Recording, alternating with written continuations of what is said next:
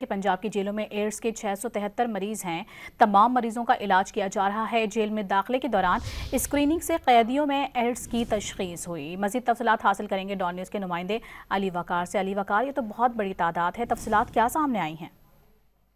महकमा दाखिला पंजाब की जानिब से आज एक रिपोर्ट जारी की गई है जिसमें ये कहा गया है कि पंजाब की जेलों में इस वक्त 673 मरीज ऐसे कैद हैं जो एड्स में मुब्तला हैं, लेकिन ये वो तमाम मरीज हैं जो जब जेल में आते हैं उस वक्त उनकी स्क्रीनिंग की जाती है तो उसमें ये निशानदेही हुई कि ये एड्स में मुब्तला मरीज हैं। ये मनशियात के आदि ज्यादातर मरीज है जिनकी तशखीस हुई है। इसमें बताया गया है कि सेंट्रल जेल रावलपिंडी में 145, डिस्ट्रिक्ट जेल लाहौर में 83, सेंट्रल जेल फैसलाबाद में 39 और उसके अलावा सेंट्रल जेल गुजरावाला में 27 और फैसलाबाद में मरीजों का इलाज जारी है। इस हवाले से महकमा दाखिला पंजाब का ये कहना है कि जेलों में उनको तमाम तिबी सहूलियात फराम की जा रही हैं। अलग बैरक में उनको रखा जाता है जो भी एड्स में मुब्तला मरीज हैं, जबकि उनको 1 माह की जो अद्वियात है वो बैक वक्त फराम कर दी जाती है और हर 15 माह बाद इन जेलों में कैद जो एड्स के मरीज है इनका तिबी मुआयना भी किया जाता है।